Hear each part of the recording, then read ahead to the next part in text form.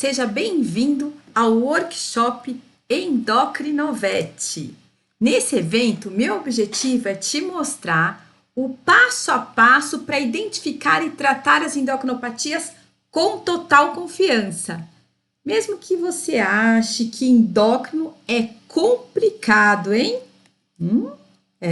Você acha que endócrino é complicado, pessoal? Não, vamos descomplicar isso aí, não é verdade? Eu sei que parece bom demais para ser verdade. Por isso, presta atenção nesse vídeo. Antes do método Endocrinovete, eu ficava toda hora o quê? Olhando o livro. Eu olhava assim, tem clínica. Mas aquela clínica, às vezes, só uma doença hepática. Que exame eu vou pedir? Hoje em dia eu tenho uma calma, consigo olhar um exame e aí com o exame eu fazer as perguntas corretas para a gente poder verificar se aquilo ali pode ser uma endocrinopatia, se tem uma endocrinopatia. Eu ficava perdida, porque eu não tinha um roteiro para fazer, entendeu?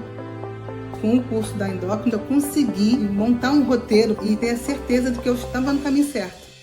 Eu consegui juntar a clínica, que é o que eu preciso, com os exames e fechar um diagnóstico. E você convencer, às vezes, um colega de que aquele animal não tem hipotiroidismo, quando ele vê um exame, às vezes, alterado, e você poder explicar isso para ele com segurança, isso para mim foi realmente maravilhoso. Apesar do pouco tempo que eu tenho para estudar, tenho minha casa para cuidar, tenho filhos e tudo mais. Em um mês, eu estava ali já fazendo diagnóstico com confiança.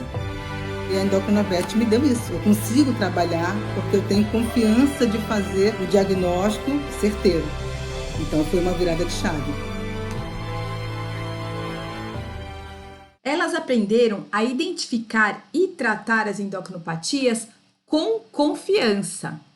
Mesmo não tendo muita base de endócrino na graduação, mesmo achando que endócrino era complicado, eu ensinei para elas o passo a passo que vou te mostrar nesse evento aqui. Talvez agora você esteja se perguntando, de onde veio esse método da lei de endocrinologia? Então, eu vou contar para vocês um pouquinho da minha história, Quem é essa tal de Alê Vargas, Depois de me formar em veterinária na USP, eu comecei a trabalhar na clínica. E no início, eu era como você. Não tinha facilidade com endócrino, tinha dificuldade de lidar com os tutores, explicar para eles por que eu estava solicitando aqueles exames todos, como que cheguei naquela suspeita diagnóstica, Não tinha confiança na hora de fechar os diagnósticos de endócrino. Não, para mim era uma tortura. Eu falava, meu Deus, será que é? Essa fosfatase alcalina aumentada? Será que tem a ver com endócrino? Essa poliurepolipsia, será que investigo doença renal? Será que tem alguma doença endócrina que causa esses sintomas? Será que faz sentido isso tudo? E além disso, eu me sentia desvalorizada profissionalmente. Tinha medo de errar e prejudicar o paciente. Então, era uma tensão imensa, porque eu tinha dificuldade de fechar o diagnóstico, tinha dificuldade com o tutor, tinha dificuldade, medo, de errar no diagnóstico e prejudicar o paciente, Me sentia frustrada com tudo isso, Porque eu achava que o meu resultado não era proporcional ao meu esforço, Me sentia insegura, porque tinha medo de prejudicar o paciente com o diagnóstico errado, Além de tudo, me sentia desanimada, muito desanimada, Porque não via a perspectiva de mudança. Então, a minha vida, a minha rotina diária sempre era muito estressante. Saber o diagnóstico, acertar o diagnóstico, não prejudicar o paciente, lidar com o tutor, E ainda ter um resultado com relação ao meu lado profissional, de ser reconhecida profissionalmente. Então, eu realmente não via uma perspectiva de mudança. Era tudo muito tenso para mim, Agora, se você se identifica com alguns desses sentimentos, comenta aqui embaixo. Vamos lá, eu me abri com você e estou dizendo que assim, essa foi a minha vida, Durante muito tempo, essa foi a minha vida. Então, se você compartilha desse sentimento, comenta aqui embaixo, fala eu, para eu saber, né, se eu tô sozinha nisso. Eu acredito que não, acredito que vocês também viveram essa realidade. Então comenta aí eu. Beleza, pessoal? E aí o que acontece, né? Eu continuei a minha trajetória, estudando muito, né? Então adquirindo mais experiência. E aí, aos poucos, a endócrina começou a ficar mais simples para mim, né? Como isso, né? Eu tenho 5 anos de experiência na clínica geral, na clínica médica, né? Fiz mestrado lá na USP e, na ocasião, trabalhei com transportadores de glicose GLUT4 no tecido adiposo de cadelas obesas e cadelas diabéticas, né? Esse GLUT4 é um transportador de glicose encontrado no tecido adiposo e tecido muscular e está relacionado à resistência à ação da insulina, né? Depois eu trabalhei 4 anos na internação. Por que eu fui trabalhar na internação? Já sabia que eu queria endócrino desde a graduação, né? Mas tinha muita dificuldade e eu precisava. Então, lá no mestrado, aprendi um pouco mais sobre endócrino. E aí, fui trabalhar na internação para quê? Para aprender a trabalhar com esses pacientes endocrinopatas, quando eles estão lá na emergência, né? E aí, em 2006, sim, eu conseguia já trabalhar apenas com endocrinologia. Eu conseguia viver da endocrinologia. A partir de 2006, eu consegui abandonar o plantão, as internações, a clínica geral e fui trabalhar só com endócrino. E aí, em 2010, eu criei o primeiro curso de pós-graduação de endocrinologia da América Latina, porque eu comecei a pensar o seguinte, gente, foram tantos anos de sofrimento para conseguir entender essa endocrinologia, né? Eu procurei tanto na época um curso, não existia curso de pós em endócrino, eu tive que me virar sozinha, né? Autodidata, tinha poucos cursos, não tinha tantos congressos, era muito diferente. Falei, não, gente, eu vou criar um curso que é aquele curso que eu gostaria de ter, né? Porque eu queria trabalhar só com endocrinologia, né? E aí, hoje, eu sou professora da pós-graduação de endócrino da Anclivepa São Paulo, né? E aí, depois dessa trajetória, anos de muito esforço, acabei desenvolvendo meu próprio método de endocrinologia. Falei, gente, precisamos simplificar, precisava criar uma forma para facilitar, um jeitinho. Não é possível que a endócrino tenha que ser tão difícil, tão sofrida, todo mundo tem pavor da endocrinologia, é um bicho de 7 cabeças. Falei, não, tem que dar um jeito, não é possível que seja tão difícil a endocrinologia assim, né? E aí, falei, olha só, identificar e tratar as endocrinopatias com confiança ficou muito simples para mim. Então, eu falei, opa, agora ficou simples. O que eu posso fazer então com isso? Né? Fiquei muito feliz, né? Aí eu falei, então, eu preciso, né? Percebi que eu precisava, não precisava, na verdade, né? Ter demorado todo esse tempo, nem sofrido tudo que sofri para aprender a identificar e tratar as endocrinopatias com confiança, né? Eu não precisava passar por isso. Eu não queria, na verdade, ter passado por isso, né? Então, eu percebi que para identificar e tratar as endocrinopatias com confiança, eu precisava o quê, na verdade? O que eu precisava para fazer isso daí? Tratar com confiança. Para eu montar esse diagnóstico, eu falei, opa, quais foram os passos? Eu precisava de um raciocínio lógico e correto, de tópicos específicos das endocrinopatias, que eu precisava estudar. Precisava de uma ordem cronológica dos estudos, não era uma ordem aleatória, né? Um raciocínio específico para cada tópico das endocrinopatias, e isso precisava ser numa ordem cronológica de estudos, né?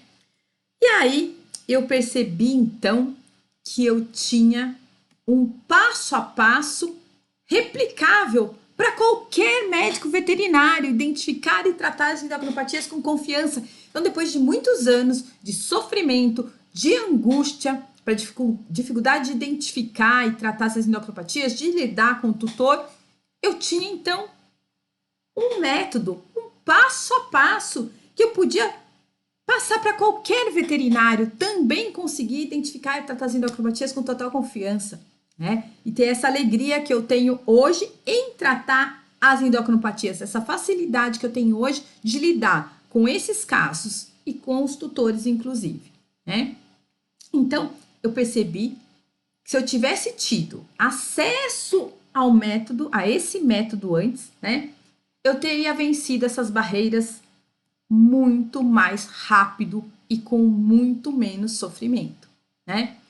E foi assim que o método Endocrinovet veio parar nas minhas mãos, né?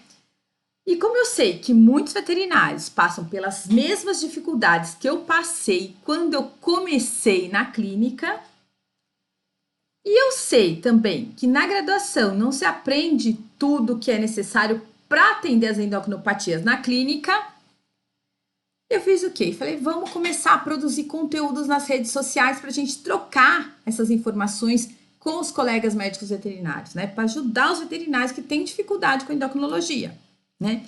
Então, eu comecei a fazer esse trabalho no Instagram, no YouTube, né?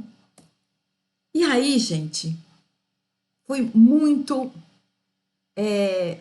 legal perceber que sim, eu consegui ajudar um número de veterinários muito maior, sim, utilizando as redes sociais, utilizando o Instagram, utilizando o YouTube, né? Mas as pessoas tinham muitas dúvidas e precisavam de um suporte maior. Eu recebia muitas mensagens no Instagram, no WhatsApp, perguntando, né, de um caso, será que tá certo, se não tá? Ou perguntando sobre um método específico de diagnóstico, né?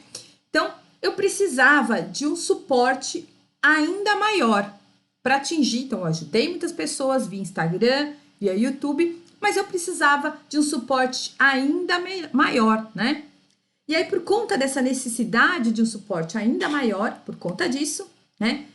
Que no final desse evento eu tenho uma surpresa especial para você, tá? Então, fica até o final que eu tenho uma surpresa legal para vocês, né? E agora vamos lá, pessoal.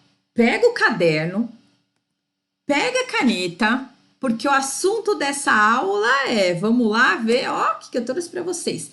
Simplificando doenças endócrinas na prática. Então, pega o caderno, caneta e vamos lá.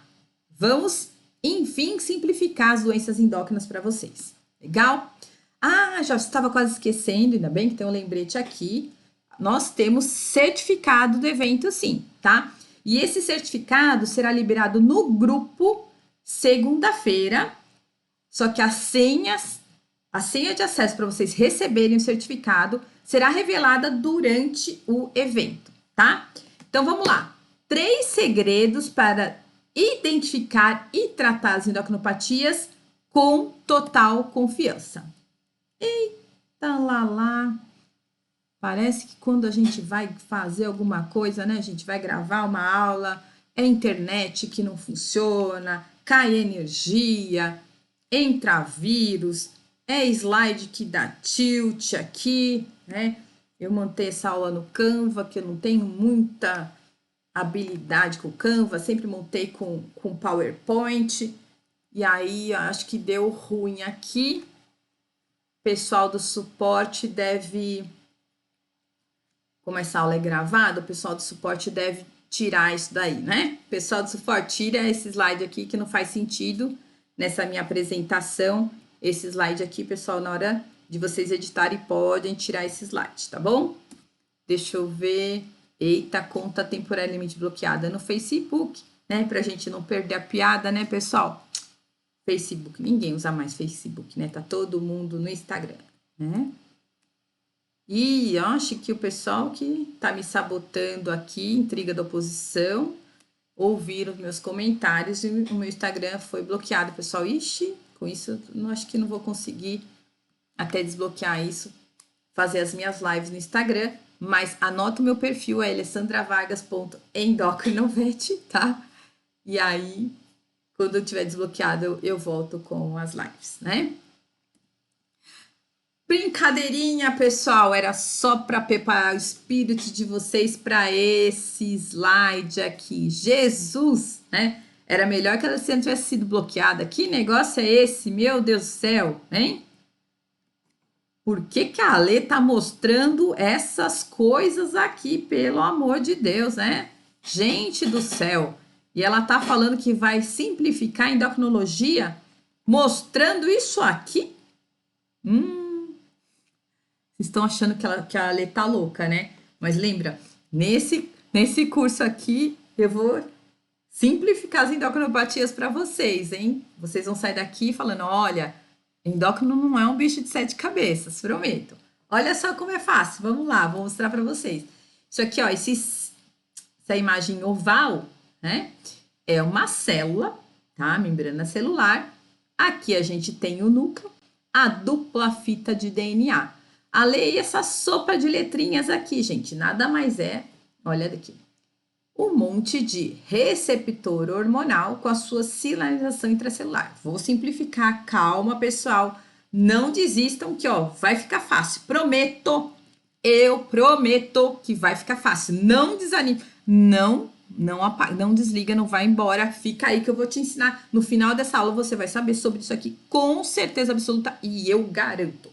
Então aqui, ó, receptor, cada hormônio precisa de um receptor, então aqui é um receptor de membrana plasmática, de um hormônio que tem receptor na membrana. A gente tem, ó, esse círculo aqui marronzinho, né, bege, receptor receptor intracelular, de um hormônio que tem receptor intracelular. E aqui a gente tem, ó, tá vendo o hormônio T4 se ligando aqui, ó. Então a gente tem receptores nucleares, tá? Ok, então tem 3 tipos de receptores para todo o universo que a gente tem de hormônios, 3 tipos de receptor, um de membrana, um intracelular e outro nuclear. Agora, quer ver como vocês sabem endocrinologia e vocês têm coisas que vocês nem perceberam? Então, é importante, pessoal, vocês tentarem simplificar a endocrinologia com coisas do dia a dia. E aí vocês vão perceber que vocês sabem endocrinologia, só precisam, na verdade, de um método para seguir para vocês conseguirem fazer algumas correlações. Então, vamos lá. Olha só, imagine que essa célula aqui é a célula da medula óssea.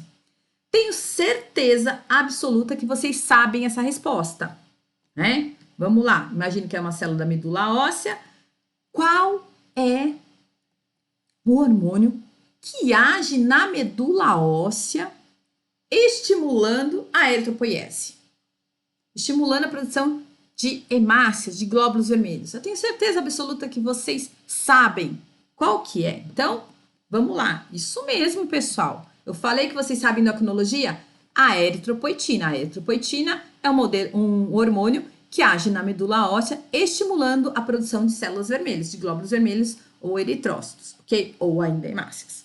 Joia. Agora vamos subir um pouco o grau de dificuldade. Qual ou quais são os outros hormônios que também agem na medula óssea? Você sabia que existem outros hormônios que agem na medula óssea? Vamos lá. E aí, vamos pensar em doenças. Vocês sabem de uma doença endócrina que causa anemia? Porque se nessa doença tem anemia, significa que esse hormônio é importante para a eritropoiese, certo? Se nessa doença tem anemia, esse hormônio é importante para a eritropoiese. E aí, qual é? Hormônio tiroidiano, pessoal. Exatamente isso. No hipotiroidismo, nós temos o quê? Temos anemia. Alê, tem outro hormônio que age na medula óssea? Tem. Olha só. Como é que vocês também vão pensar? Pensa numa doença onde a gente tem. Pensa numa doença onde a gente tem, pessoal, eritrocitose, que é aumento de células vermelhas, que a gente tem trombocitose, leucocitose. Qual é a doença que a gente tem? Eritrocitose, talvez vocês não lembrem, mas vocês vão lembrar de uma doença que tem trombocitose e leucocitose. Então, isso significa que esse hormônio age na medula óssea, estimulando a medula óssea. Exatamente, o cortisol.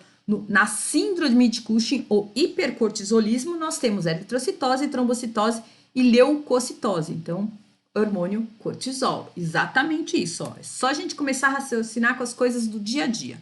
Vamos lá, imagina que essa célula seja do músculo cardíaco. Imagine que essa célula é do músculo cardíaco. Qual é o hormônio que aumenta a frequência cardíaca? Lembra?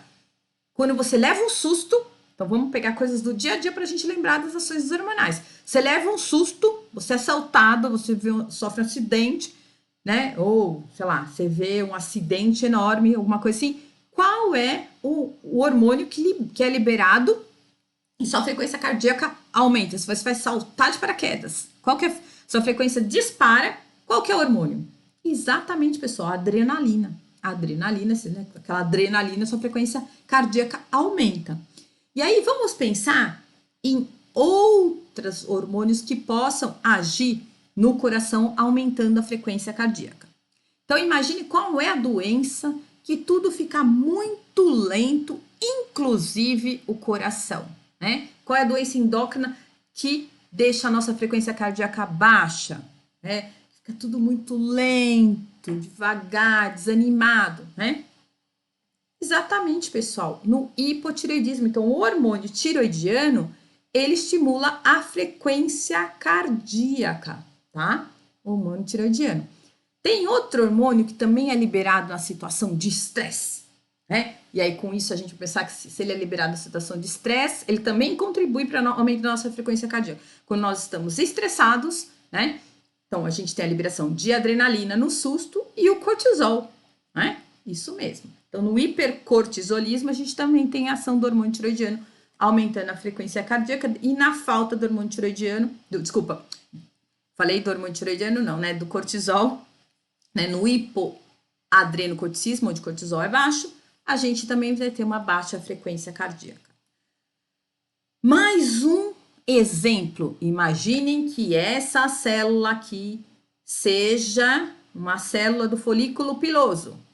Quais são os hormônios que fazem crescer pelo? Lembra da puberdade, gente, ó, testosterona e estrógeno. E aí, quais são as doenças endócrinas onde a gente tem falta de pelo? E aí, se nessa doença endócrina a gente tem falta de pelo, isso significa que esses hormônios, eles agem lá no folículo piloso, né? Então, a gente tem o quê? O hipotireoidismo e o hiperadrenocorticismo, que agora a gente chama de hipercortisolismo ou síndrome de Cushing, né? E aí, olha que interessante, pessoal. Olha que coisa mais interessante, né? Olha que interessante. Vamos pensar no primeiro slide dessa célula, né? Então, a gente tem lá, tem dois hormônios que foram repetidos em vários slides. Então, vamos pegar um deles, o cortisol. O cortisol, o que ele fez? Lá na medula óssea, o cortisol promoveu a eritropoiese, estimulou a eritropoiese. Então, o cortisol saiu lá da adrenal, caiu na circulação, foi lá na medula óssea, estimulou a eritropoiese. Mas, além disso, o cortisol, quando passou lá no coração, ele aumentou a frequência cardíaca. E lá no folículo piloso, ele bloqueou o crescimento do pelo. O hormônio tiroidiano, que foi outro hormônio que apareceu em vários slides quando eu mostrei a célula. O hormônio tiroidiano, lá na medula óssea, ele promove a eritropoiese. No coração, ele aumenta a frequência cardíaca e no pelo, ele estimula o crescimento do pelo. Olha que interessante, né? Então, com isso, a gente consegue entender o que, pessoal? Que as endocrinopatias causam manifestações clínicas sistêmicas. O hormônio tiroidiano, na falta do hormônio tiroidiano, nós vamos ter o quê? Nós vamos ter um paciente devagar com anemia, nós vamos ter um paciente com a frequência cardíaca baixa e vamos ter um paciente alopécico. Então, nós temos aí duas manifestações clínicas, né? Nós temos a bradicardia e a alopecia. Quando a gente fala de cortisol, a mesma coisa, nós vamos ter o quê? Um paciente com hipoadrenocorticismo, com uma bradicardia, né? Então, nós temos aí várias manifestações clínicas. O paciente com Cushing, a gente tem um paciente com pressão mais alta, com aumento da frequência cardíaca e com alopecia. Então, a gente tem que lembrar que as endocrinopatias causam manifestações clínicas sistêmicas, né? Então, vamos lá, vamos praticar isso que eu quero dizer para vocês? que eu tô dizendo para vocês? Um caso clínico, paciente canino, Yorkshire, 10 anos, macho, né? Então, vamos ver. Durante a avaliação pré-anestésica, é identificado hipertensão. Qual o seu diagnóstico? Ali. York hipertenso, qual o diagnóstico? Como assim, né? Como? Não tô entendendo. Vamos, pessoal. Qual o seu diagnóstico quando você atende um paciente hipertenso? O que a gente vai fazer? Nós vamos lá para os diagnósticos diferenciais. Quais são todas as causas de hipertensão? Então, a gente tem que no cão, esse aqui é o consenso de hipertensão em cães e gatos. No cão, a gente tem doença renal crônica e aguda. E a gente tem as endocrinopatias. Então, olha que interessante. É isso que eu quero ensinar para vocês, não é? Aquela coisa, o passo a passo, como identificar e tratar as endocrinopatias com confiança. Eu tenho hipertenso. Será que ele é um endocrinopata ou ele não é um endocrinopata? Né? Então, será que ele é um endocrinopata ou ele não é um endocrinopata? Então, a gente vai para os diagnósticos diferenciais. Doença renal e as endocrinopatias. O hipercortisolismo, né, ou hiperadrenal, nome antigo, é o excesso de doença endócrina com excesso de cortisol, diabetes mellitus, a obesidade tem um efeito pequeno na pressão, o hiperaldosteronismo, tumor de adrenal produtor de aldosterona, felcromocitoma, tumor adrenal produtor de catecolaminas, né? Então, pode ser tanto endocrinopata ou não. Então, o nosso Yorkshire, o que ele tem? Todas aquelas possibilidades no slide anterior, né? Agora, vamos trazer mais informações. Esse é o nosso Yorkshire hipertenso. Agora ficou fácil, né, pessoal? Yorkshire hipertenso, com aumento de volume abdominal, telangiectasia, pele fina, que a gente consegue visualizar os vasos. Agora ficou mais fácil, não ficou? Opa, vamos lá. Então, o que a gente tem de dica para vocês? Os diagnósticos diferenciais. Então, as endocrinopatias causam manifestações clínicas sistêmicas e alterações laboratoriais sistêmicas, e nós precisamos do quê? Dos nossos diagnósticos diferenciais, né? Então, mais um casinho para você. Agora, um felino, SRD, 8 anos, macho, paciente com hipertensão e hipertrofia de ventrículo esquerdo. Qual é o seu diagnóstico, hein? E aí, já mataram a charada? Já sabe qual que é o seu diagnóstico? Vamos lá, eu vou ajudar vocês. Lembra que eu tô aqui para isso. Vamos lá para os diagnósticos diferenciais, que é a nossa segunda dica, né? Diagnósticos diferenciais. Quais são as causas de hipertensão em gatos de acordo com o consenso de hipertensão? Então, nós temos de novo as endocrinopatias, a doença renal e as endocrinopatias. O diabetes mellitus, o hipertireoidismo, doença endócrina produtora de excesso de T4, obesidade no gato não é muito comum, causa hipertensão. A gente tem o hiperaldo, felcromocitoma e a síndrome de Cushing. Beleza?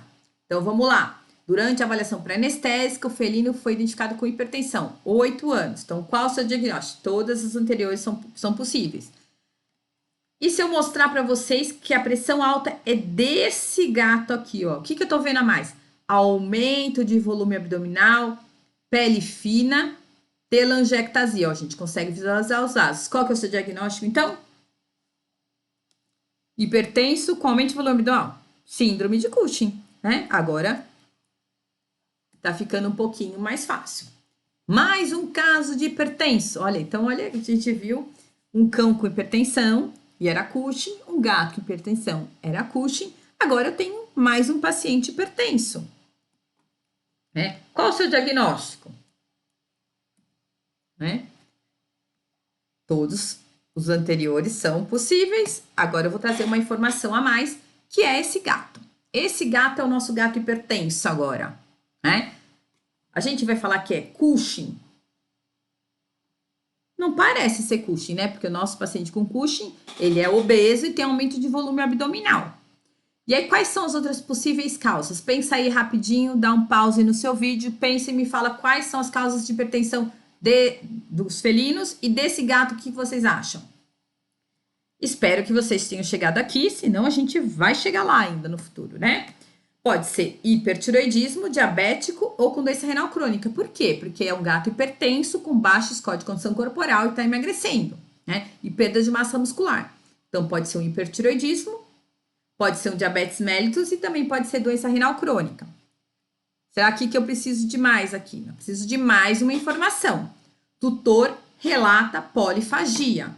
Então, a gente elimina a doença renal, porque na doença renal eles têm diminuição do apetite, mas no diabetes e no hipertiroidismo nós temos polifagia, hipertensão, baixo score de condição corporal e polifagia, hipertiroidismo e diabetes mellitus. Aí agora a gente precisa de mais informações, tanto laboratoriais ou clínicas. Vamos ver se com as manifestações clínicas a gente consegue direcionar melhor ao invés de ir direto para a parte laboratorial. Então, mais uma informação. Tutor considera que o paciente está ótimo, muito ativo. E aí, com isso, a gente tem o hipertiroidismo, hipertensão, baixo score de condição corporal, emagrecimento, baixa massa muscular, polifagia, está ativo. No diabetes, ele estaria desanimado. Né? Então, assim que a gente faz para a gente fazer os diagnósticos. Né? Então, paciente, ó, não inventei não, hipertiroidismo. Ótimo, beleza?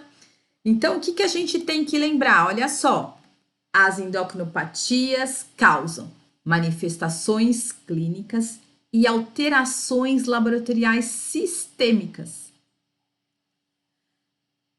E uma vez que essas endocrinopatias causam alterações laboratoriais sistêmicas, nós precisamos de uma base mínima de dados. Para quê? Para a gente evoluir para os nossos diagnósticos diferenciais, tanto utilizando as manifestações clínicas quanto as alterações laboratoriais. Então, o hormônio, quando cai na circulação, né, em excesso, ou ele cai em quantidade insuficiente, nós vamos ter vários sintomas e várias alterações. E cruzando isso, essas manifestações clínicas e alterações laboratoriais, a gente pega nossa base mínima de dados e vamos aí para os diagnósticos diferenciais, ok? Então, vamos seguindo aqui em frente, não esqueçam dessas dicas que eu acabei de passar para vocês, ok? Então, vamos para o caso clínico, vamos pôr em prática isso daí. As endocrinopatias causam alterações clínicas sistêmicas, causam alterações laboratoriais sistêmicas, e aí depois para o final, para encerrar, para a gente chegar no diagnóstico, nós precisamos dar lá a nossa base mínima de dados. Então, vamos falar do nosso paciente? Novo caso clínico para vocês. Né? Então, eu gosto de mostrar como é que eu faço para identificar os meus pacientes da endócrina. Então, eu vou compartilhar com vocês, assim também fica mais gostoso de a gente aprender, né? Então, vamos lá, um outro caso clínico para vocês. Então, essa paciente foi encaminhada para mim por conta de suspeita de Cushing, né? Então, na verdade, ela tinha já um diagnóstico de Cushing, ela já tinha um teste positivo para Cushing. Mas olhando para a paciente, a gente vê que realmente ela tem sintoma de Cushing, faz todo sentido, né? Alopecia, que poupa a cabeça, extremidade de membros, abdômen pendular, perda de massa muscular. Então, faz todo sentido pensar em Cushing, né? Então, aqui está o resultado positivo para Cushing. Ela fez o teste de estimulação com a CTH, ao invés de fazer o teste de supressão. De acordo com o consenso, o teste de eleição para diagnóstico de Cushing é o teste de supressão. Mas o teste de estimulação também pode ser utilizado. Inclusive, o teste de estimulação, ele é mais específico para Cushing, ou seja, ele dá menos falso positivo. Como que a gente faz esse teste? São coletadas 2 amostras para dosagem de cortisol basal e 1 hora após a aplicação do ACTH sintético. O basal de 4,32, está um pouco acima do valor de normalidade, mas ele sozinho não fecha diagnóstico. Quem fecha diagnóstico é o cortisol 1 hora após o ACTH, que deu 22,88, acima do valor de referência, que é 16, então positivo para Cushing. Ok, o que mais que esse paciente veio apresentando? Então, ele tinha diagnóstico de Cushing e no histórico, há 3 meses realizado cirurgia ortopédica, o que é bastante comum no paciente que tem Cushing, porque eles fazem atrofia muscular e frouxidão ligamentar. Então, ele tinha feito cirurgia, ele tinha rompido, tinha feito luxação de patela, então por isso fez cirurgia ortopédica. Todo sentido para Cushing, né? Desde então, ele vem com quadro de PUPD, também faz, né? A gente faz sentido para Cushing. Aqui a nossa tabelinha dos diagnósticos diferenciais da PUPD, e aí a gente tem o Cushing, então compatível, sintoma compatível com o Cushing, né? Desde então, ele vem com poliúria, polidipsia, alopecia, então vem perdendo pelo, prostração Isso também faz sentido, né? Todo sentido de Cushing. Mas apareceu uma coisa aí esquisita nesse quadro. Vocês perceberam que tá estranho, que não é do Cushing? Exatamente, ó. Disorexia e emagrecimento. Isso não é do Cushing. E aí, o que você pensa, Alessandra, de um paciente que, né, PU, PD, alopecia, prostração, tudo compatível com Cushing, mas esse paciente, ao invés de ter polifagia, ele tá com perda de apetite e emagrecimento. No Cushing, eles são polifágicos e eles ganham peso. Então, falta de apetite é um sintoma muito inespecífico. Então, o que a gente faz? Primeiro, a gente vai excluir as doenças que são comuns no paciente que tem Cushing. Então, a primeira coisa que a gente vai pensar, né, é o quê? Diabetes. Ah, Lê, mas diabetes faz polifagia. Sim, diabético faz polifagia, mas o diabetes em cetoacidose diabética, ele faz anorexia. Então, eu falei, deve ser um paciente com diabetes, porque diabetes é uma complicação frequente no Cushing. E aí, mensurei a glicemia e a glicemia estava dentro dos valores de normalidade. Então, não era diabetes. Então, o que mais que eu vou pensar? Outras complicações frequentes na síndrome de Cushing, né? Ah, tem mais um detalhe desse caso, olha só, e que muitas pessoas poderiam pensar, né? Alessandra, será que não é melhor repetir o teste, já que o teste de eleição é o teste de expressão de acordo com o consenso, né? Mas eu era a terceira colega a atender o paciente. A segunda colega que atendeu tinha pedido o teste de supressão e também foi positivo para Cushing, ó. Quem faz diagnóstico é o pós-dexametasona, cortisol. 8 horas depois, deu 2,9, valor de referência menor do que 1. Então, Ale, você pensou em complicações comuns, o diabetes em cetoacidose, que é uma das mais comuns, deu negativo. A gente poderia pensar em repetir o teste, já tinha colega que já tinha repetido o teste e também o segundo teste foi positivo. Quais outras complicações, então, que a gente pensaria para a síndrome de Cushing, né? Então, as outras suspeitas, também, de novo, pensar em coisas que são comuns no paciente com Cushing. A pancreatite é mais frequente em paciente com Cushing, porque eles fazem hiperlipidemia, e aí a secundária hiperlipidemia eles fazem pancreatite. A colicistite e ou mucocele. Pacientes com Cushing também têm mais problemas de vesícula, mais alterações em vias hepatobiliares, como a colicistite e mucocele. Eles têm 29 vezes mais chance de fazer mucocele do que os outros cães. Então, a gente ficou pensando nessas complicações aí, né? E aí, nesse momento, acho que você deve estar pensando assim, Ale, você explicando fica muito fácil, mas como eu vou fazer quando eu estiver atendendo sozinha, né? Será que se eu estivesse sozinha eu ia resolver esse caso, né? Fica tranquila, que na próxima aula eu vou te explicar o passo a passo do método CSI-ALE. Como assim, método CSI-ALE, né? O que é isso? O que é? Vamos lá. Gente, esse método CSI-ALE é um passo a passo investigativo para descobrir quem matou a homeostase.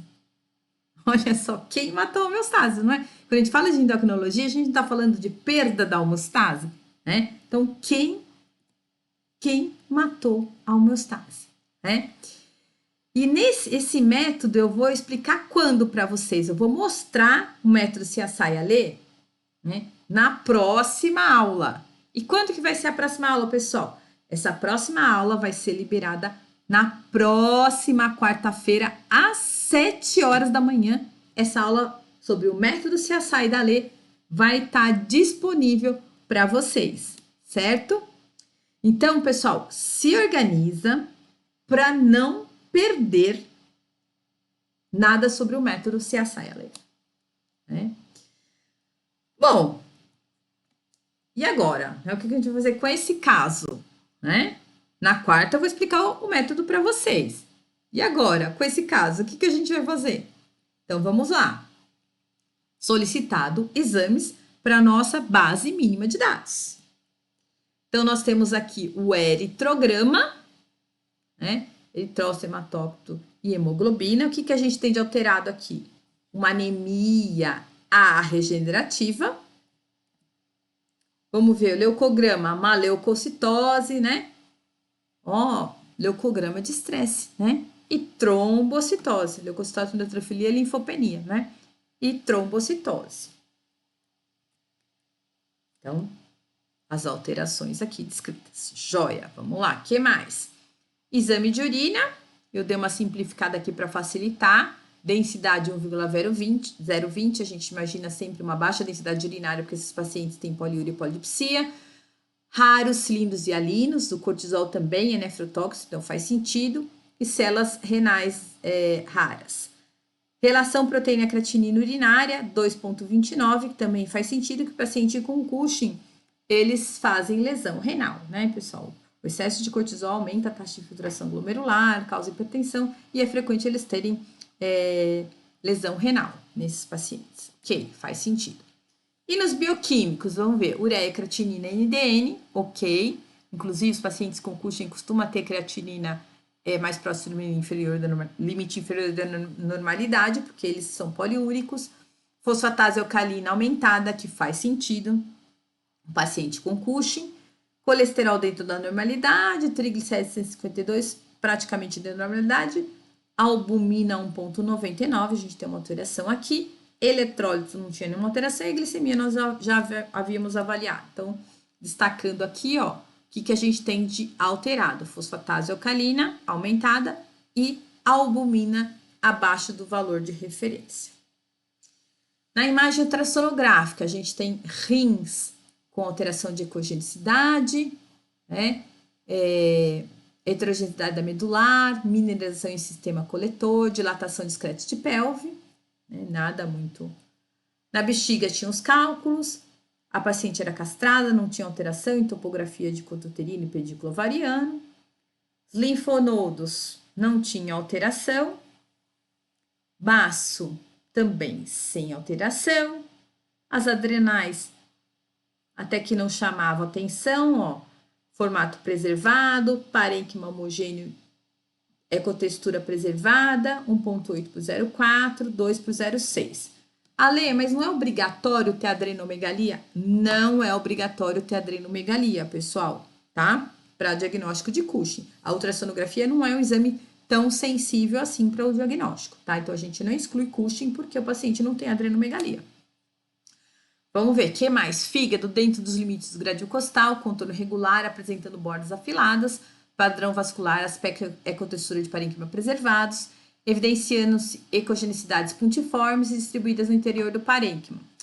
Ok, fígado. Vesícula biliar, que é o que eu queria muito ver, porque eu falei, pode ser que seja colicistite ou mucocele desse paciente, por isso que ele está hiporético. Em repressão adequada, de parede regular e delgada, apresentando sedimento em quantidade moderada. Então, não tem nenhum sinal de obstrução nem inflamação. Pâncreas, que era a nossa próxima suspeita, visibilizado na região de ramo direito e corpo, sem alteração da estrutura e contextura de parênquima. Será que tem alguma coisa em trato gastrointestinal? Também não tem, né? Pressão 130, que esses pacientes também fazem hipertensão, né? E agora, pessoal, o que a gente faz? Vocês sugerem algum exame? A gente começa a tratar a síndrome de Cushing? O que vocês querem sugerir? Pensa aí, anota no caderninho para ver se você vai acertar. Vamos lá, dá um pause aí no vídeo e vamos ver se você vai acertar. Como a gente faz? A gente pega aqui, ó, que temos de informação relevante do caso, né? Porque começa a ficar muito difícil.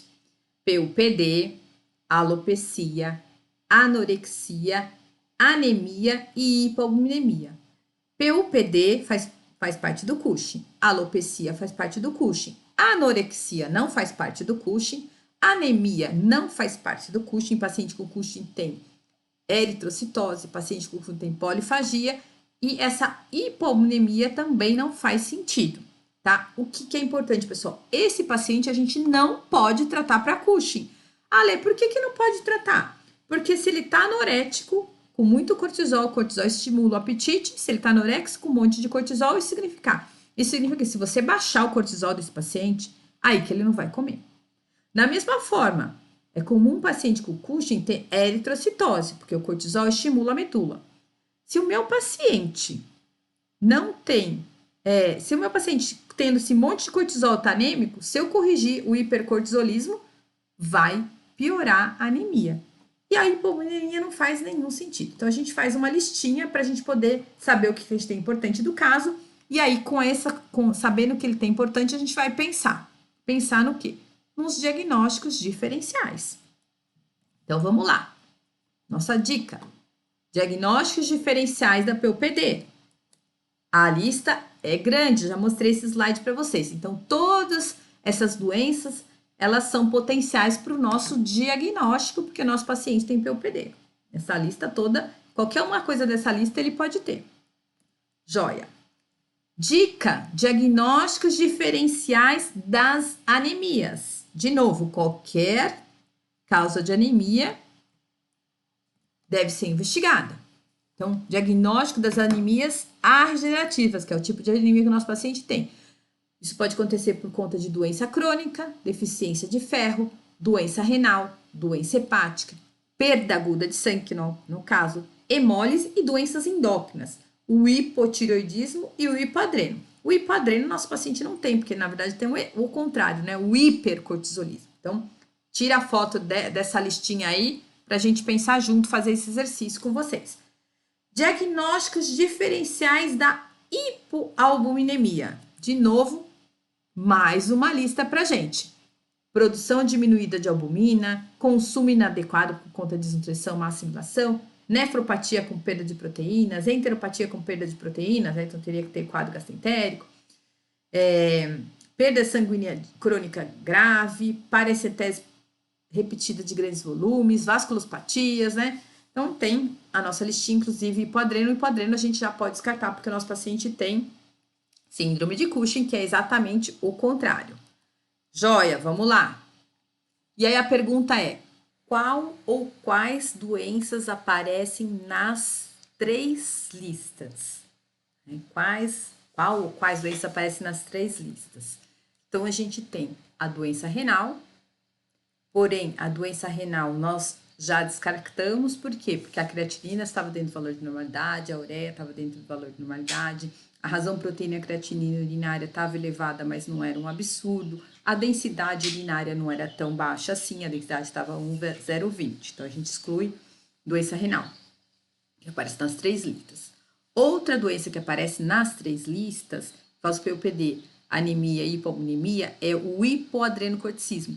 Porém, não se trata de hipoadrenocorticismo também. Por quê? Porque o paciente tem excesso de cortisol, hipercortisolismo. Então, nos resta, né, o que sobra para a gente como opção é a insuficiência hepática, que aparece nas 3 listas, né? Na lista de poliúria e polidipsia, nos diagnósticos diferenciais, diagnóstico diferencial para anemias regenerativas e também para hipoalbuminemia. E aí vocês devem estar pensando, mas Ale, o fígado, como é que estava a ultrassonografia no fígado? O fígado estava diferente, estava alterado? E aí tem mais uma dica importante, olha só.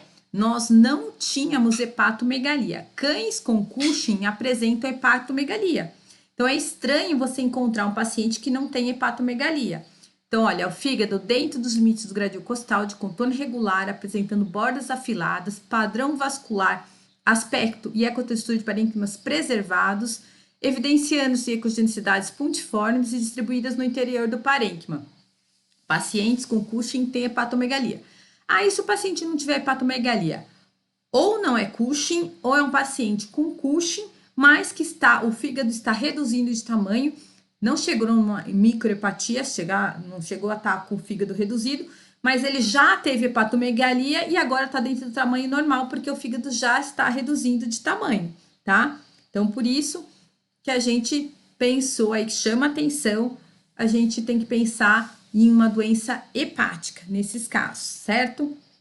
E aí, então, solicitei mais um exame para a gente fechar um diagnóstico, né? Então, ALT e FA não são exames de função hepática, são enzimas dos hepatócitos, né? Então, um exame que avaliar a função hepática, são os ácidos biliares. E aí os ácidos biliares estavam elevados, confirmando o diagnóstico de hepatopatia, né, de insuficiência hepática.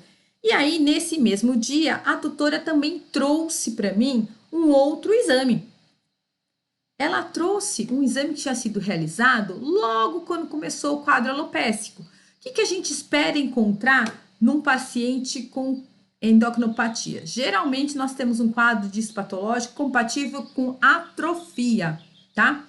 E olha só esse histopatológico, compatível com o processo inflamatório, ó. Infiltrado inflamatório nodular piogranulomatoso, derme, ó.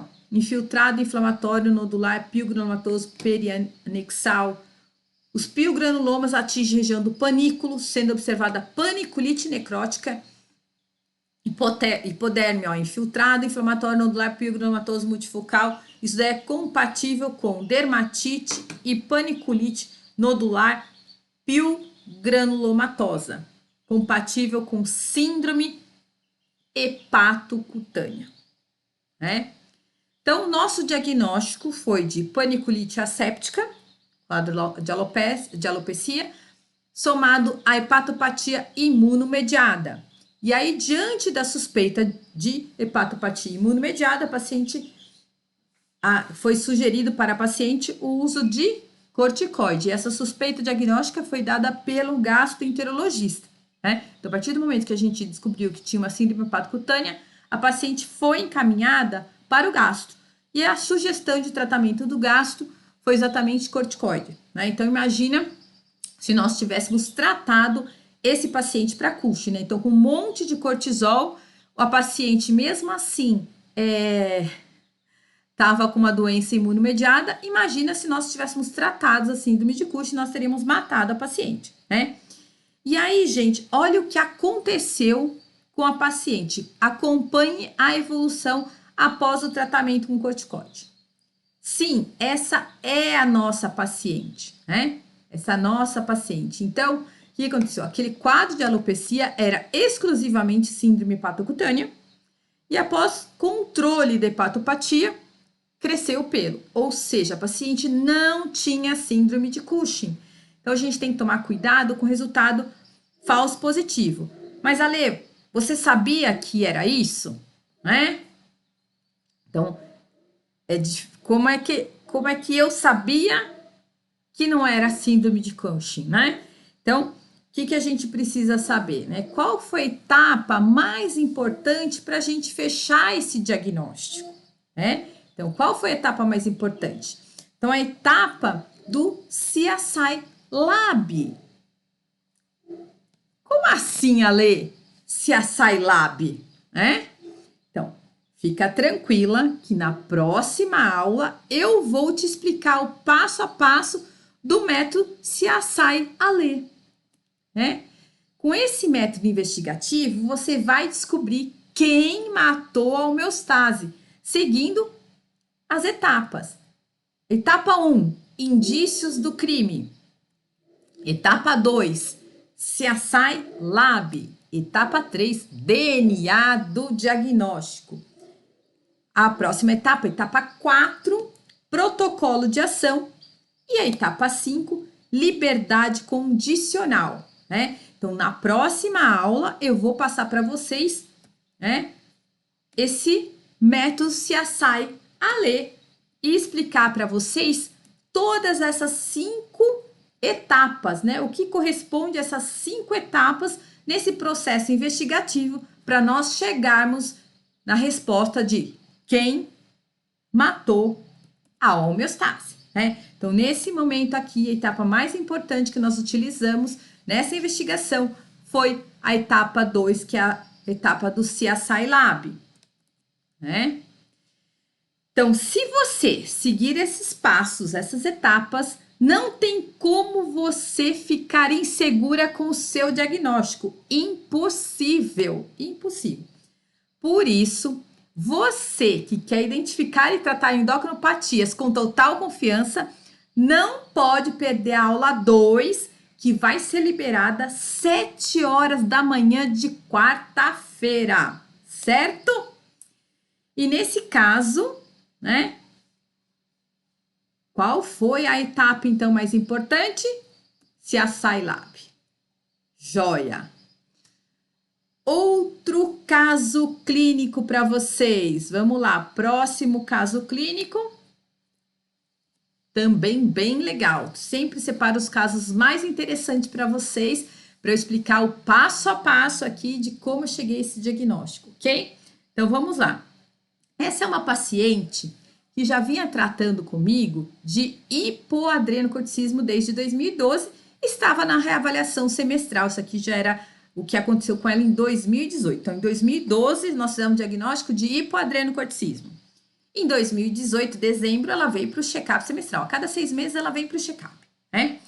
E ela estava em ótimo estado geral, de acordo com o que a tutora relatou, né? Então, só para revisar com vocês o que é o tal do hipoadrenocorticismo, é uma endocrinopatia onde nós temos deficiência de glicocorticoide, o principal representante é o cortisol, e essa deficiência pode ou não estar associada à deficiência de mineralocorticoide, o principal representante, a aldosterona, ok? Então, se tem deficiência de cortisol, nós vamos usar corticoide, a prednisona ou prednisolona, e se nós tivermos, se esse paciente tiver deficiência de aldosterona ou mineralocorticoide, nós vamos usar o DOCP, o pivolato de desoxicodicosterona, nome comercial Zicortal, ok? Jóia, então vamos voltar lá. O que a nossa paciente tinha, né? Então, ela veio para o check-up. No exame físico, a paciente tinha um score 5 de 5, ela tinha ganho peso em relação à avaliação anterior, que ela tinha um score 4 de 5, tinha uma doença periodontal grave, grau 4, demais NDN no exame físico, né? Nos exames complementares, tinha uma anemia regenerativa, nos demais exames, leucograma, ureia, creatinina, fosfatase, TGP, ALT, sem alteração na ultrassonografia. Tinha um aumento discreto de colesterol, mas nada de muito importante, que precisasse receber medicação, colesterol menor que 500, triglicéridos sem alteração. Então, eu vou mostrar para vocês aqui o resultado do exame dessa paciente, né? Então, aqui o hemograma, 7 de dezembro de 2018. Era uma anemia discretíssima, né? Olha, 5,34 de eritócito, limite inferior 5,7, hemoglobina 11,8, normal de 14 a 18 e hematócrito 36%. Uma anemia regenerativa, olha só, 53.934 reticulose. E aqui os exames anteriores da paciente, aqui no rodapé, a gente não tinha anemia nela nos exames anteriores. Ó, hematócrito 40,9, 41,4, 45, né? Então, essa paciente não tinha um histórico de anemia, né? E aí, o que a gente vai fazer? Qual que é o próximo passo aqui, pessoal? Vamos lá para os diagnósticos diferenciais da anemia regenerativa. Então, ó, doença crônica, deficiência de ferro, doença renal, doença hepática, perda aguda de sangue, hemólise, doença endócrina, né? Como nós tínhamos os bioquímicos dessa paciente, então a gente conseguiu já descartar logo de cara doença renal e doença hepática. Perda aguda de sangue a gente imaginava que não, porque não tinha histórico de gastroenterite hemorrágica ou de algum tipo de sangramento.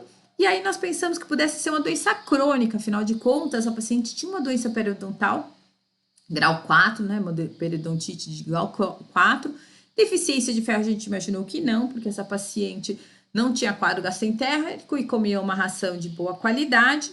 Pensamos também em hemólise, doença endócrina, hipotireoidismo e hipoadreno, ela tinha hipoadreno, mas estava recebendo reposição. Então, o que a gente sempre vai descartar logo de cara são as doenças infecciosas, né, pessoal? Ehrlichia e Babésia, essas são as principais, né? E aí, depois a gente vai pensando em outras coisas aí, né? Então, a gente destacou aqui por hemólise, né? Seria uma hemoparasitose, ou por conta do hipoadreno, a nossa reposição com glicocorticoides está inadequada. Então, no hipoadreno, nós temos anemia, porque lembra que o cortisol, lembrando aí que o cortisol é um potente estimulante da medula, né? Então, estimula a eritropoiese. Então, a gente ficou pensando, podia ser hemólise ou podia ser o hipoadreno que está com um mau controle aí. Então, eu solicitei um novo hemograma com contagem de reticulócitos, porque aí a gente já tinha 5, 6 dias do hemograma anterior para a gente acompanhar, para ver se não tinha um quadro de anemia hemolítica gravíssimo. Sorologias e PCR para as hemoparasitoses, né? Então, aí, ó, dia 13/12, eritrócitos 4,82, hemoglobina 11,6, hematócrito tinha caído um pouco mais, ó, 32,8. No hemograma anterior, ela tinha 36 de hematócrito. Leucograma sem alteração, plaquetas também ok, né? Teste de ELISA quádruplo, teste rápido, negativo para Ehrlichia, porém, olha só, positivo, PCR positivo para Babésia, né? E aí, então, como o teste foi positivo para Babésia, eu reencaminhei a paciente para a veterinária clínica geral, responsável pela paciente. Aí a veterinária clínica entrou com tratamento para Babésia, nós aumentamos a dose do corticoide para aumentar a estabilidade de membranas, né, já que o paciente tinha sido positivo para Babésia, porque a dose que nós usamos para tratar o hipoadrenocorticismo, pessoal, é uma dose muito baixa, 0,1 miligrama por quilo, às vezes 0,05, né? Então, a gente acabou aumentando um pouquinho a dose de corticoide, mesmo porque o paciente portador de hipoadreno, quando ele está numa fase de doença, né, que é um estresse orgânico, a gente precisa aumentar a dose de corticoide naturalmente para esses pacientes. E aí a paciente voltou comigo em janeiro com o exame controle para eu saber se estava tudo bem, para eu fazer o novo ajuste da dose do corticoide, voltar para a dose basal da reposição de corticoide. E aí no controle, né, então janeiro de 2019, mesmo com o aumento da dose do corticoide, mesmo após o tratamento da Babésia, o que aconteceu com essa paciente, né? Houve uma piora no quadro de anemia, né? Então, o eritrócito estava mais baixo, hemoglobina e hematócrito, né? Então, a coisa não tinha evoluído muito bem, e aí a colega já estava pensando em fazer uma biópsia de medula para o diagnóstico diferencial, entender melhor o que estava acontecendo com essa paciente. Tá? Então, a anemia havia piorado, leucograma não tinha desvio, plaqueta 809 mil, provavelmente por conta do aumento da dose do corticoide, né? Então, isso acontece, a trombocitose por conta do aumento da dose do corticoide, né? E agora, pessoal, o que fazer? Essa é a nossa pergunta. O que vocês fariam, né? O que vocês fariam? Vamos lá. Lembra? Diagnóstico diferencial. Quais são as causas de anemia, né? Doença crônica, que podia ser a boca, deficiência de ferro, doença renal, doença hepática, perda aguda, hemólise, a gente achou que já não era mais, porque a gente já tinha tratado a Babésia, e tem as doenças endócrinas. Hipoadreno também não podia ser, porque a gente aumentou a reposição. E aí, como a paciente estava comigo no consultório, eu pensei o quê? Hipotiroidismo, da nossa lista de diagnósticos diferenciais. Hipotiroidismo pode ser a causa da anemia, né? E aí, eu pedi o perfil tiroidiano, T4 livre por diálise de equilíbrio 0,61, abaixo dos valores de referência, e o TSH acima dos valores de referência, 3,75, sugestivo de hipotiroidismo. A principal causa de hipotiroidismo em cães, gente, é a tireoidite linfocítica, a destruição imunomediada da tireoide. E aí, nesses casos, quando a gente pede a ultrassonografia cervical, nós vamos encontrar a tireoide afilada, reduzida de tamanho, né? Então, eu sempre peço como exame complementar a ultrassonografia cervical, principalmente para diferenciar o hipotireoidismo da síndrome do eutiroideu doente. Então, assim eu fiz. Apesar do T4 estar baixo, o TSH estar alto, compatível com o quadro de hipotireoidismo, eu também tinha solicitado, junto com esses exames, a ultrassonografia cervical.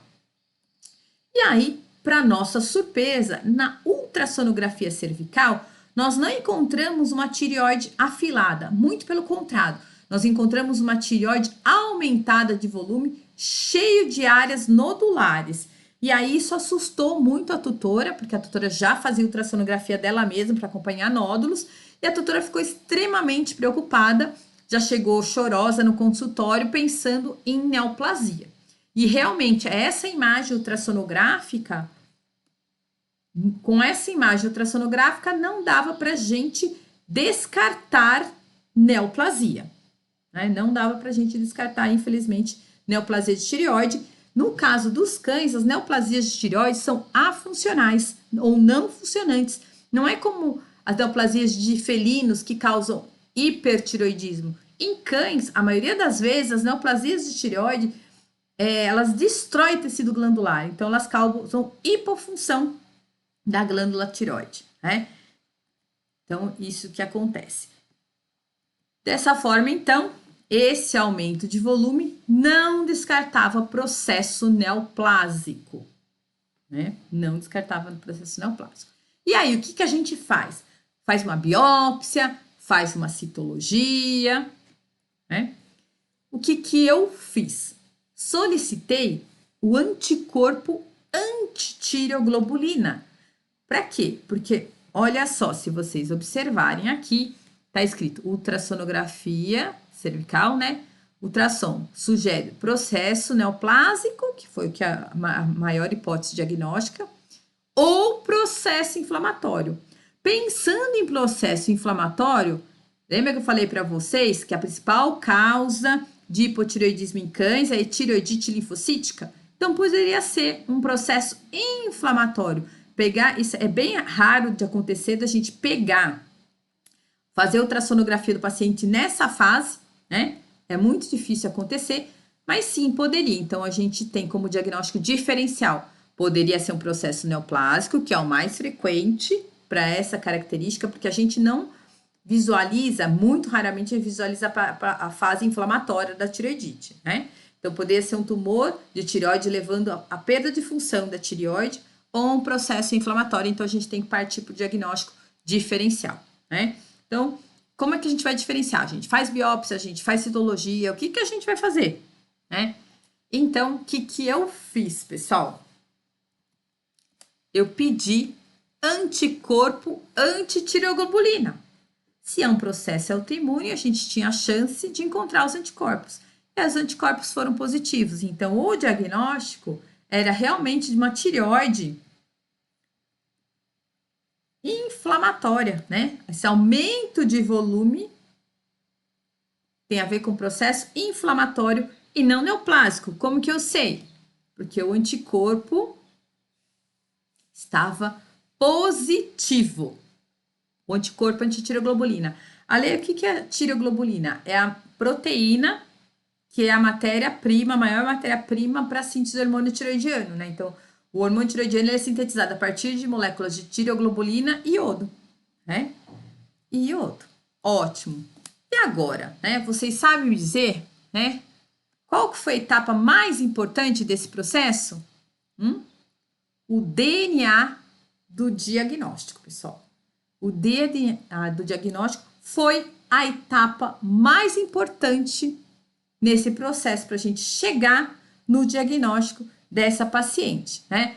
Então, o que é o tal do DNA? Não se preocupe, fica tranquila que na próxima aula eu vou te explicar o passo a passo do método CSI da Ale, tá? Com esse método investigativo, você vai descobrir quem matou a homeostase seguindo essas etapas. Quais são as etapas? Vamos lá, de novo, ó. Indícios do crime, CSI Lab, DNA do diagnóstico, protocolo de ação e liberdade condicional.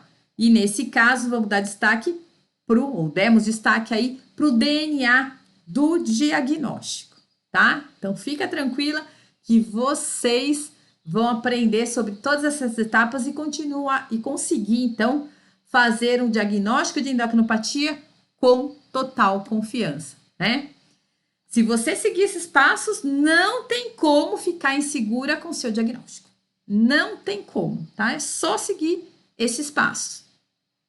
Então, pessoal, se organiza para não perder a próxima aula que vai ser liberada às 7 horas da manhã da quarta-feira.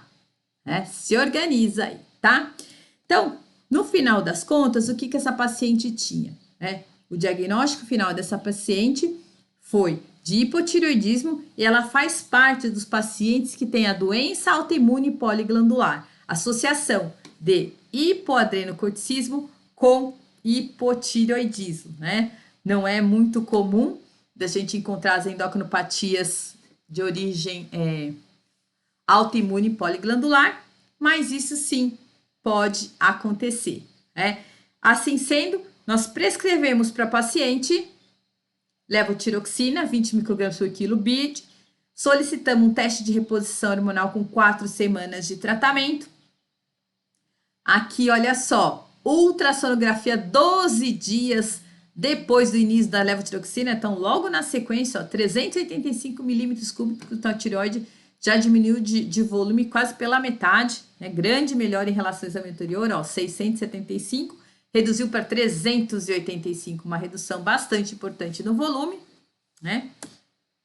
E olha só o hemograma da paciente, ó, 25 de fevereiro de 2019, já tinha melhorado muito o quadro de anemia, já estava quase em resolução aí do quadro de anemia. E o teste de reposição, para a gente checar se a dose está adequada da levotiroxina, a gente usa o teste de reposição hormonal, que é o T4 total pós-PIL e o TSH pós-PIL. O que é esperado? Que o T4 aumente e o TSH diminua. Então, isso é compatível com o bom controle. E aí sim, olha, o T4 4,17, a meta é de 2,5 a 5, perfeito. E o TSH de 3,75, então o ideal que o TSH caia, foi para 0,58. Então, já houve uma grande redução aí do TSH, né? Então, o que é esperado, né? Para a gente monitorar o paciente com hipotireoidismo, é esperado melhora clínica, melhora nas alterações laboratoriais, além do teste compatível com o bom controle, né? Então, o que a gente espera? Em quanto tempo deve melhorar? Então, de 2 a 7 dias, o estado de ânimo, o estado de atividade do paciente, lipemia e outras alterações clínico-patológicas de 2 a 4 semanas. Então, a lipemia, a anemia, quadro dermatológico demora de 2 a 4 meses, alterações neurológicas até 3 meses, alterações cardíacas de 1 a 2 meses, as alterações reprodutivas demoram um pouco mais, de 3 a 10 meses para a gente resolver, né? Agora, pessoal, eu vou passar para vocês, então eu vou te passar aí uma lição de casa com 2 tarefas, hein? 2 tarefas para vocês. Primeira tarefa, responda as perguntas nos comentários de 0 a 10. Que nota você daria para essa aula? Justifica, explica aí para gente. Para você, quais foram os pontos mais importantes que você aprendeu na aula? Gente, isso é muito importante para a gente entender a dificuldade de vocês e tentar cada vez mais adequar o nosso material, o nosso curso para as necessidades de vocês, né? O que você vai começar a aplicar imediatamente? O que mais você gostaria de aprender nas próximas aulas do evento? Então, isso é muitíssimo importante para a gente. Não deixem de responder as perguntas nos comentários, hein? Beleza. Que mais? Segunda tarefa, são 2 tarefas. Clique no botão ao lado para entrar na nossa comunidade, na comunidade do evento. E mande uma foto do resumo dessa aula, hein? 2 tarefinhas para vocês. E vejo vocês na próxima aula, hein? Onde eu vou te mostrar o passo a passo para você identificar e tratar as endocrinopatias com total confiança. Até lá!